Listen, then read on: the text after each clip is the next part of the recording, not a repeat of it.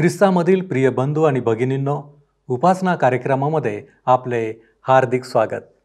प्रियांनो, जितके जास्त आम्ही पापाबद्दल माहिती घेऊ तितके आम्हाला समजून येईल की आमच्या जीवनामध्ये पाप का अनावश्यक आहे किंवा आम्ही पापापासून स्वतःला का सांभाळावे.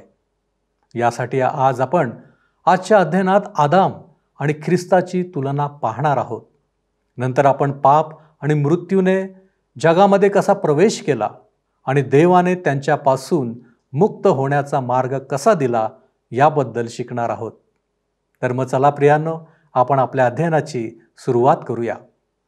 श्रोत्यांनो, ह्या दिवसांमध्ये आम्ही रोमकरास पत्र ह्याचं अध्ययन करीत आहोत आणि 5व्या अध्यायाला आम्ही सुरुवात केलेली आहे. 12 वचने आम्ही अभ्यासलेली आहेत आणि आज पुढच्या वचनांवर आम्ही विचार करणार आहोत.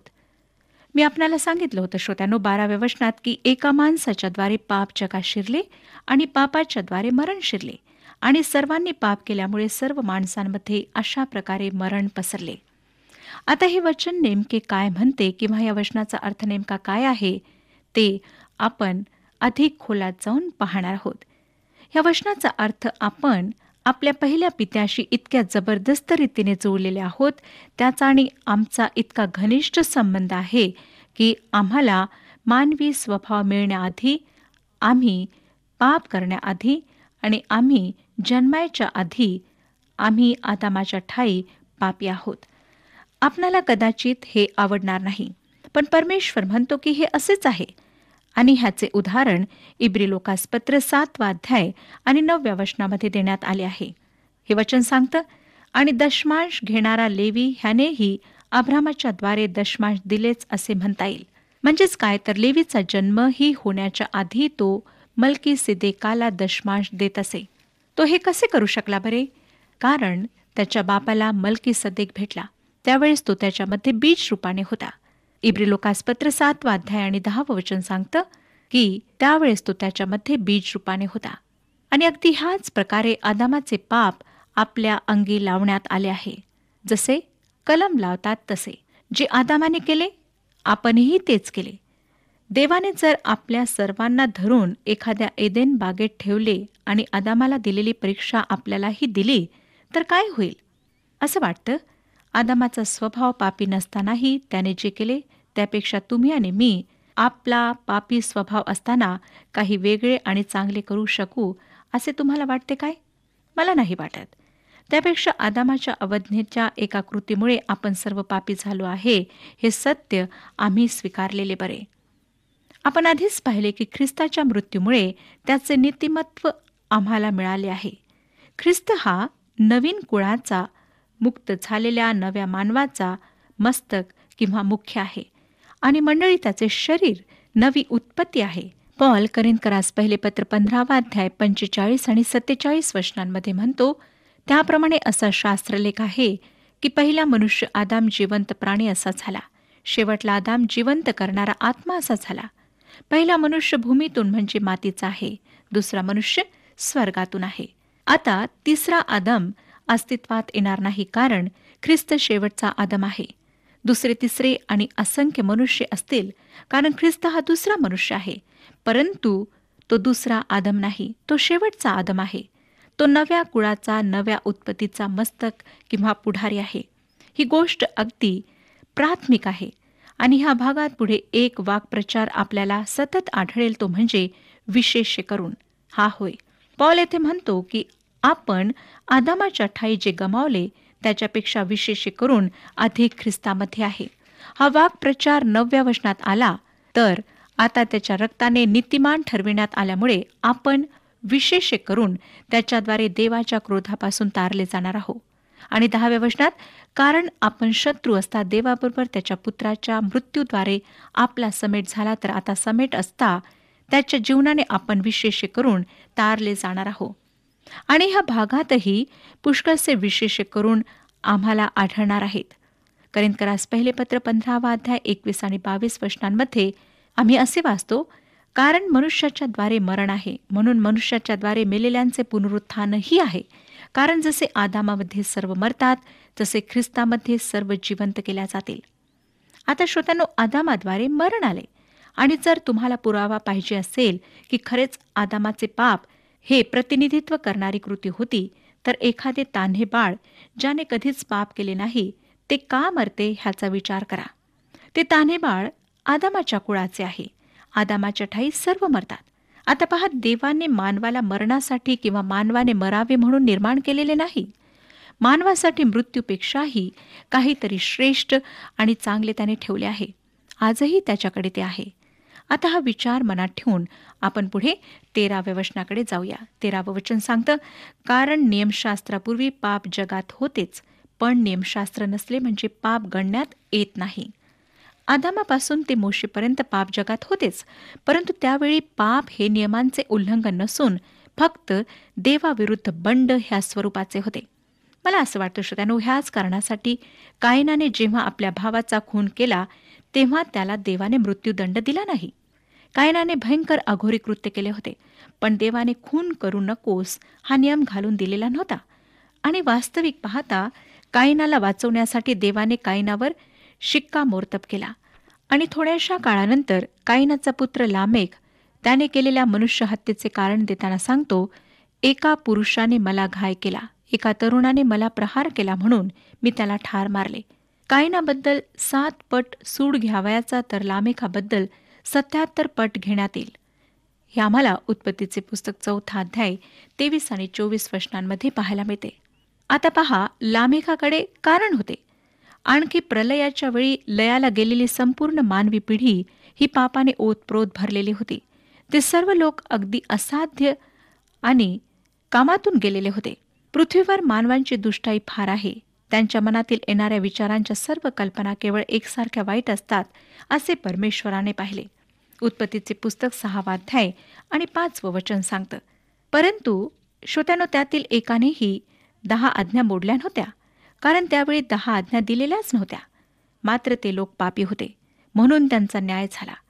आणि श्रोत्यानो, जे विधर्मी सुवार्ता न ऐकता हरवलेले आहेत त्यांच्याविषयीच्या प्रश्नाचे उत्तर आपल्याला येथे मिळते.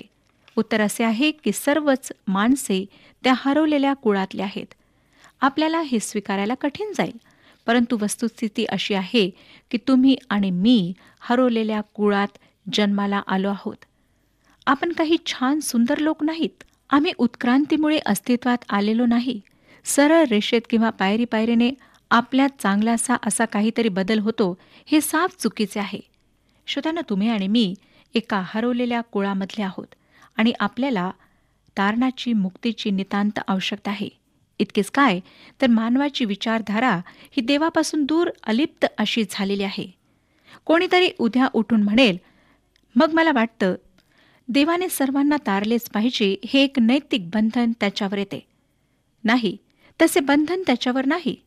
समजा एखाद्या दलदलीच्या आणि चिखलाच्या तलावाकडे आपण गेलात आणि तेथे असलेल्या हजारो कासवांपेक्षा आपण एकाला उचलून घरी आणले आणि त्या कासवाला जर आपण उडायला शिकवले आणि मग हे कासव परत त्या तलावाकडे जाते आणि म्हणते, अरे मित्रांनो, तुम्हाला उडायचे कसे ते शिकायचे आवडेल काय? आणि मला वाटतं श्रोत्यानो, बाकीचे कासव त्याला बघून हसून उत्तर देतील आणि म्हणतील, नको बाबा, आम्हाला आमचे पाणीच बरे, आम्हाला नको उडायला. आणि हरवलेल्या माणसाची स्थिती काहीशी अशीच आहे. मनुष्य तारल्या वाचवल्या जाऊ इच्छित नाही. मनुष्य देवापासून दूर हरवलेल्या स्थितीत आहे. आणि आम्ही हरवलेले असल्यामुळे हे सत्य डोक्यात बसायला आम्हाला अवघड झाले आहे. आपण खूप चांगले आहोत असा विचार करायला आपल्याला फार आवडते, परंतु प्रिय श्रोत्यानो, आपण तसे नाही आहोत. रोमकरासपत्र 5 अध्याय आणि 14 वचन पहा काय सांगतं. तथापि आदामापासून मोशेपर्यंत मरणाने राज्य केले. ज्यांनी आदामाच्या उल्लंघनाच्या प्रकाराप्रमाणे पाप केले नाही त्यांच्यावरही त्याने राज्य केले. आदाम तर जो येणार होता त्याचे प्रतिरूप आहे. श्रोत्यानो, पॉल मरणाला मानवी उपमा देत आहे. आदामापासून मोशेपर्यंत मृत्यूने एखाद्या राजासारखे राज्य केले, हे सत्य पॉल येथे मांडत आहे. 10 आज्ञा न तोडता, कारण मुळात त्या दिलेल्याच नव्हत्या. मानव पापी आहे. मृत्यू हा शब्द 3 प्रकारे पवित्र शास्त्रामध्ये प्रकट होतो. एक म्हणजे शारीरिक मृत्यू. त्याचा संबंध फक्त शरीराशी आहे आणि शरीरापासून आत्म्याचा वियोग एवढाच त्याचा अर्थ आहे. आणि आदामाच्या पापामुळे हे मरण मानवाकडे आले. दुसरे म्हणजे आत्मिक मरण. आणि ह्या मरणाचा अर्थ देवापासून दूर जाणे आणि त्याच्या विरुद्ध बंड करणे असा होतो. हा स्वभावही आपण आदामापासूनच घेतो आणि वारसा म्हणून घेतो. आपण देवापासून दूर गेलो आहोत आणि पापात आणि गुन्ह्यात पूर्णपणे बुडलेले आहोत. पवित्र शास्त्र हेच चित्र आपल्याला दाखवते. आणि मग तिसरे म्हणजे सार्वकालिक मरण होय. पवित्र शास्त्र ह्या तिसऱ्या मरणाविषयीही सांगते आणि ह्या मरणाचा अर्थ देवापासूनचा सर्व कालासाठीचा वियोग. आणि जोपर्यंत मनुष्य तारल्या जात नाही तोपर्यंत त्याला सार्वकालिक मरणाशिवाय पर्याय नाही. ह्याकरिता आपण प्रकटीकरणाचे पुस्तक 21 अध्याय आणि 8 वचन वाचू शकता. 15 वचन पुढे सांगतं, परंतु जशी अपराधाची तशी कृपादानाची गोष्ट नाही. कारण ह्या एका मनुष्याच्या अपराधाने पुष्कळ माणसे मरण पावली, तर देवाची कृपा आणि एक मानव येशू ख्रिस्त ह्याच्या कृपेचे दान ही पुष्कळ जणांकरिता विशेष करून विपुल झाली. ख्रिस्तामध्ये आपल्याला विशेष करून विपुल मिळाले आहे. आज एदेन बागेपेक्षाही अधिक चांगल्या ठिकाणाची आपण आशा करीत आहोत. इब्रिलोकास लिहिणारा लेखक म्हणतो 11 अध्याय 13 वचनात, हे सर्व विश्वास धरून मेले, त्यास वचनफळे मिळाली नव्हती, तर त्यांनी ती दुरून पाहिली व त्यांचे वंदन केले आणि आपण पृथ्वीवर परके व प्रवासी आहो असे बोलून दाखवले. नंतर 16 वचन पहा काय सांगतं. 5 अध्याय 16 वचन, आणि पाप केलेल्या एकाच मनुष्याच्या द्वारे जसा परिणाम झाला तसा कृपादानाचा होत नाही. कारण ज्याचा परिणाम दंडाज्ञा तो न्याय एकाच मनुष्यापासून झाला, पण ज्याचा परिणाम नीतिमान ठरणे ते कृपादान पुष्कळ अपराधांपासून झाले. आता श्रोत्यांनो, मी हे ओळखले आहे की पवित्र शास्त्रातील कठीण भागांपैकी हा एक भाग आहे आणि ह्याला सोपे करण्यासाठी ह्या उतार्यात थोडक्यात काय म्हटले आहे ते मी आपणाला सांगते. ते म्हणजे एका अवज्ञेमुळे संपूर्ण मानवकुळ पापात पडले आणि ख्रिस्ताने केलेल्या आज्ञापालनाच्या कृतीमुळे आणि त्याच्या क्रुसावरील मृत्यूमुळे हरवलेला मनुष्य तारला जाऊ शकतो.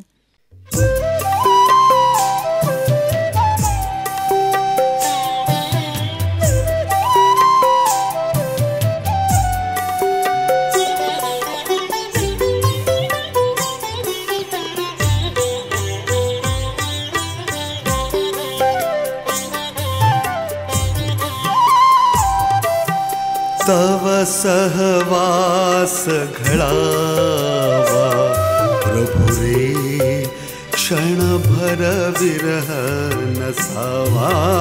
तव सहवास घडावा प्रभु रे, क्षणभर विरह नसावा. तव सहवास घडावा.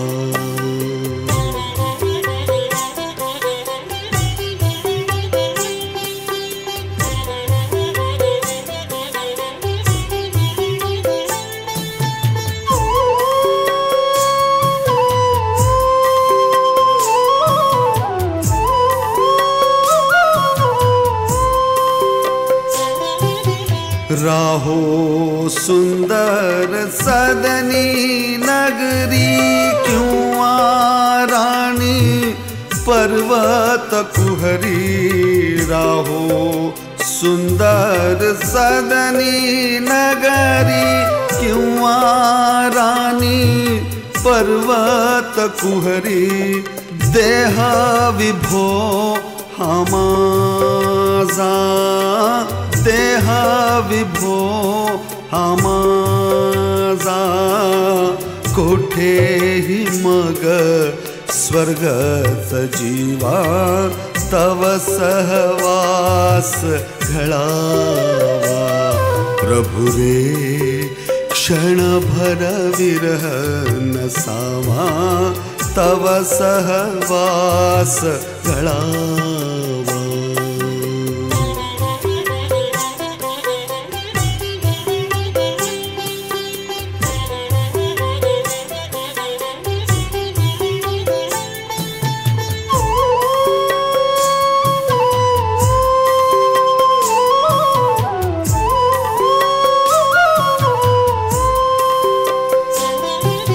मृदुल तुझी सुखकर शय्या किंवा प्रस्तर खंड निजाया मृदुल फुलांची सुख. पुढे 17वे वचन, कारण जर त्या एकाच इस्माच्या द्वारे त्या एकाच इस्माच्या अपराधाने मरणाचे राज्य चालू झाले, तर जे कृपेचे व नीतिमत्वाचे दान ह्याची विपुलता स्वीकारतात ते विशेष करून त्या एकाच येशू ख्रिस्ताच्या द्वारे जीवनात राज्य करतील. श्रोत्यांनो, 14व्या वचनात पौलाने आधीच म्हटले आहे की मृत्यू एखाद्या राजासारखा राज्य करीत आहे. एका माणसाने केलेल्या एका चुकीमुळे, म्हणजेच पहिले पाप, एकच कृत्य ज्यामुळे संपूर्ण मानवजात गोवली गेली, त्या एका चुकीमुळे मृत्यूचा राज्याभिषेक झाला. इथे ह्या ठिकाणी पॉल मृत्यूच्या राज्यापेक्षाही बलाढ्य आणि चांगले असे दुसरे राज्य प्रस्तुत करीत आहे. हे राज्य जीवनाचे राज्य होय. मृत्यूच्या राज्यातील लोकांसाठी कृपेच्या अतिविपुलतेमुळे हे जीवनाचे राज्य देऊ केल्या गेले आहे. मनुष्याने हे राज्य फक्त पुढे येऊन स्वीकारायचे आहे. ह्या जीवनाच्या राज्याचा राजा प्रभू येशू ख्रिस्त आहे आणि ही देणगी त्याच्याकडूनच येते. 18वं वचन सांगतं, तर मग जसे एकाच अपराधामुळे सर्व माणसांना दंडाज्ञा होते, तसे नीतिमत्वाच्या एकाच निर्णयाने सर्व माणसांना जीवनदायी नीतिमत्व प्राप्त होते. पाप आदामाच्या करवी अंगी लागण्याच्या व नीतिमत्व ख्रिस्ताच्याद्वारे अंगी लेण्याच्या मुळाशी हेच तत्व आहे. पाप माथी मारण्याचे तसेच नीतिमत्व माथी मारण्याचे हे एक रेखांकित तत्व आहे. आदाम आणि ख्रिस्त ह्यांच्या स्वायत्त पुढारीपणाचा हा सिद्धांत आहे. 19वं वचन पहा, कारण जसे त्या एकाच मनुष्याच्या आज्ञाभंगाने पुष्कळ जण पापी ठरले होते, तसे ह्या एकाच मनुष्याच्या आज्ञापालनाने पुष्कळ जण नीतिमान ठरतील. श्रोत्यांनो, ह्या ठिकाणी पॉल त्याच्या स्वायत्त पुढारीपणाच्या वादाचा सारांश देत आहे. आदामाच्या एका अवज्ञेमुळे सर्व पापी झाले. सर्वजण केवळ पापी स्वभावाचे झाले नाहीत, तर पापाच्या कृत्याचेही दोषी ठरले. ख्रिस्ताच्या आज्ञापालनाने, त्याच्या मृत्यूने आणि पुनरुत्थानाने जो पापी त्याच्यावर विश्वास ठेवतो त्याला नीतिमान ठरविणे देवाला शक्य होते. 20वं वचन, शिवाय अपराध वाढावा म्हणून नियमशास्त्राचा प्रवेश झाला, तरी जेथे पाप वाढले तेथे कृपा त्यापेक्षा विपुल झाली. जेव्हा देवाने नियमशास्त्र दिले तेव्हाच त्या नियमशास्त्रासोबत बलिदानाची किंवा यज्ञाची व्यवस्थाही दिली. पुढे ती व्यवस्था पुरी करण्यासाठी ख्रिस्त स्वतः आला. दुसऱ्या शब्दात सांगायचे तर श्रोत्यांनो, असे म्हणावे लागेल की ह्या हरवलेल्या मानवी कुळाला त्याच्या पापापासून सुटण्याची संधी देवाने देऊ केली आहे. ही संधी पापातून सुटण्यासाठी असली तरी पापी स्वभावापासून सुटका मिळण्यासाठी नाही. हा पापी स्वभाव तुमच्यामध्ये आणि माझ्यामध्ये अंतिम क्षणापर्यंत, मृत्यूच्या दिवसापर्यंत असणार आहे. 21वं वचन सांगतं, अशासाठी की जसे पापाने मरणाच्या योग्य राज्य केले, तसे कृपेने नीतिमत्वाच्या योग्य सार्वकालिक जीवनासाठी येशू ख्रिस्त आपला प्रभू ह्याच्याद्वारे राज्य करावे.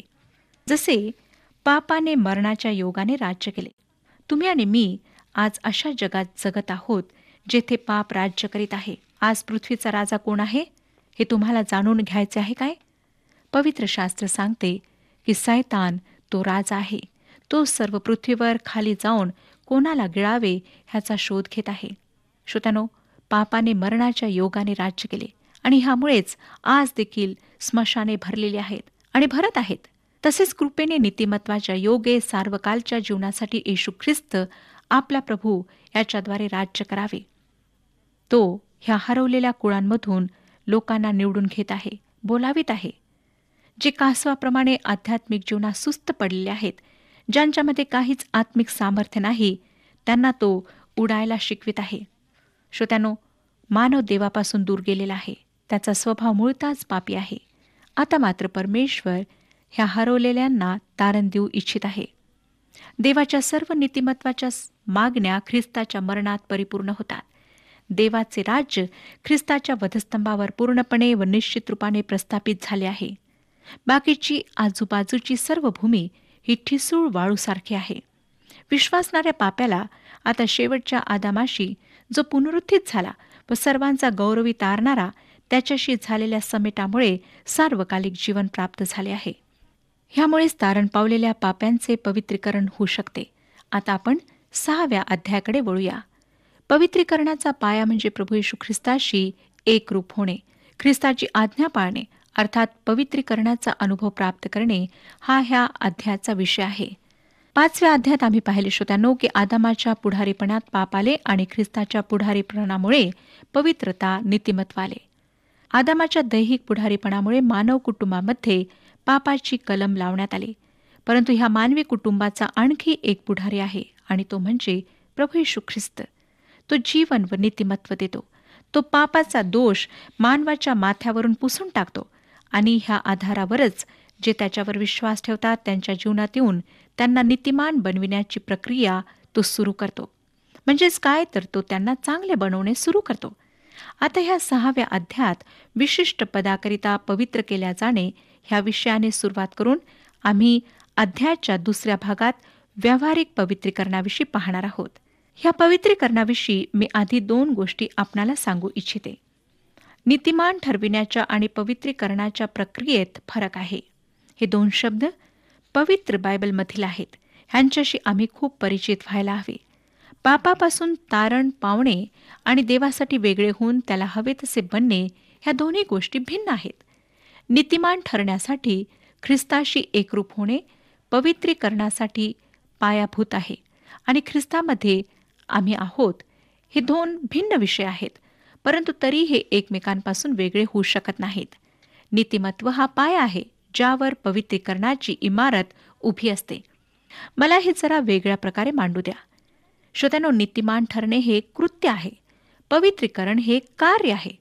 ज्या क्षणी आम्ही ख्रिस्तावर विश्वास ठेवतो त्याच क्षणी आम्ही नीतिमान ठरतो. त्या क्षणी आम्हाला नीतिमान घोषित करण्यात येते. आमच्या डोक्यावरचे अपराधाचे ओझे काढून टाकण्यात येते. त्यानंतर शेवटपर्यंत न संपणारे असे कार्य आमच्या जीवनात सुरू होते. तत्क्षणी मिळणाऱ्या तारणावर माझा विश्वास आहे. परंतु पवित्रीकरणाची प्रक्रिया ही आयुष्यभर चालू राहणारी आहे. दुसऱ्या शब्दात, नीतिमान होणे हे एक माध्यम आहे, साधन आहे. पवित्रीकरण शेवट आहे. देव हा आतून आणि बाहेरून सजावट करणारा शिल्पकार आहे.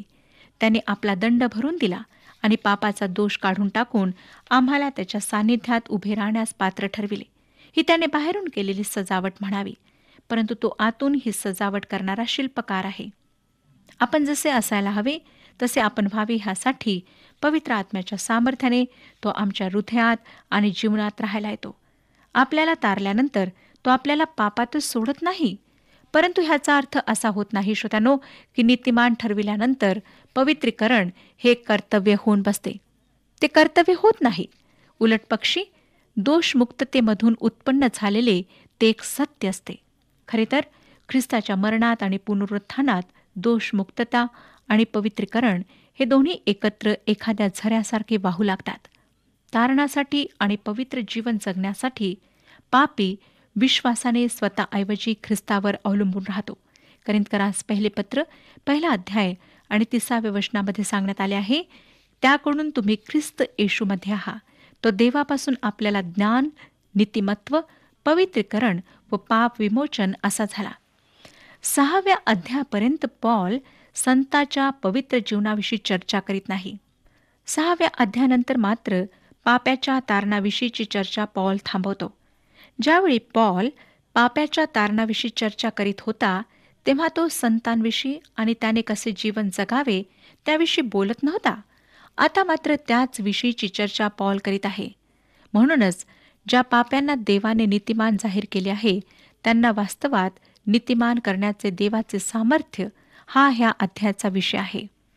ख्रिस्ताबरोबर मेल्यामुळे आणि ख्रिस्ताबरोबरच पुन्हा जिवंत झाल्यामुळे दोषमुक्त झालेला पापी पापात राहू शकत नाही हे पॉल येथे दाखवतो. 6वा अध्याय पहिली 2 वचने वाचूया. तर आता आपण काय म्हणावे? कृपा वाढावी म्हणून आपण पापात राहावे काय? कधीच नाही. जे आपण पापाला मेलो ते आपण ह्यापुढे त्यात कसे राहणार? श्रोत्यांनो, ह्या ठिकाणी विश्वासणाऱ्याला आता एक नवीन स्वभाव मिळालेला असतो आणि म्हणून त्याने देवाची आज्ञा पाळावी.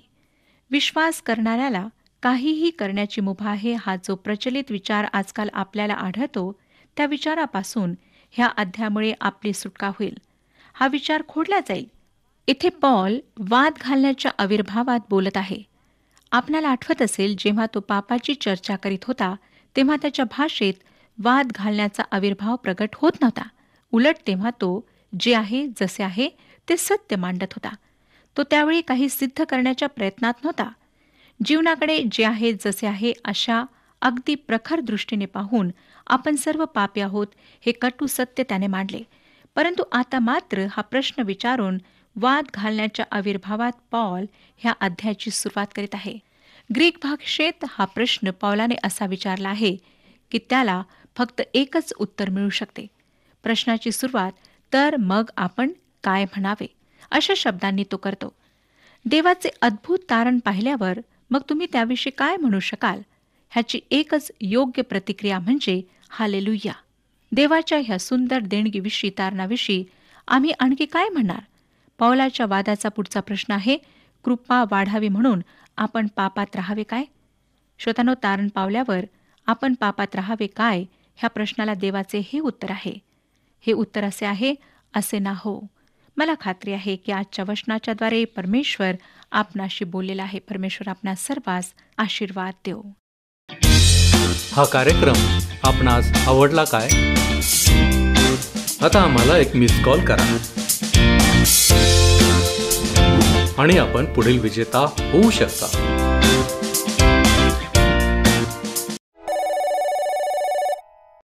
प्रियांनो, आज आपण पाहिले की मनुष्याची हरवलेली स्थिती कशी आहे.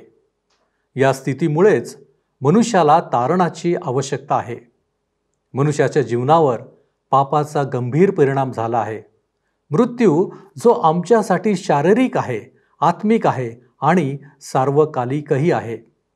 कदाचित हे शब्द आमच्यासाठी किचकट वाटत असतील, पण त्यामागील सत्य आणि मानवाला वाचविण्यासाठी देवाचे प्रयत्न खूप महत्त्वाचे आहेत.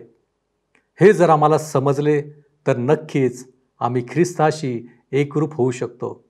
प्रियांनो, यासाठी आपली तयारी आहे का? आपण प्रार्थना करू. धन्यवाद देतो प्रभूजी, तुझ्या नावाला. यावेळेस तू आम्हाला तुझ्या चरणापाशी तू एकत्रित केलेला आहेस. प्रभूजी, जे हरवलेले आहेत त्यांना शोधण्यासाठी तू या जगात आलास. आणि म्हणूनच प्रभू परमेश्वर दे बाप्पा, आज आम्ही तुझ्या चरणांपाशी आलेलो असताना आमची विनंती, आमची प्रार्थना आहे की अजूनही अनेक लोक हरवलेले आहेत. प्रभूजी, त्यांची स्थिती जी हरवलेल्याची आहे, आमची विनंती आहे बापा, अशा लोकांपर्यंत तुझी सुवार्ता, तुझं वचन पोहोचावं, त्यांच्या अंतःकरणाने ते स्वीकारावं. आणि प्रभू परमेश्वर दे बापा, जे पाप अजूनही आमच्यामध्ये आहे त्याच्यामधून बापा आमची प्रत्येकाची सुटका व्हावी. आणि म्हणूनच प्रभूजी, आमची हरवलेली स्थिती जाऊन प्रभूजी आम्ही तुझ्या कळपामध्ये आलेलं असावं, यासाठी आमची प्रार्थना विनंती आहे. तू आमचा स्वीकार करतोस, तू आम्हाला मार्गदर्शन करतोस, याबद्दल आम्ही तुझे आभारी आहोत. आजच्या अध्ययनाबद्दल आम्ही तुझी स्तुती करतो, तुला धन्यवाद देतो. या विनंत्या मागण्या येशू ख्रिस्त आमचा प्रभू याच्याद्वारे करतो, म्हणून तू ऐक. आमेन. आपला प्रभू येशू ख्रिस्त याची कृपा तुमच्या आत्म्याबरोबर असो.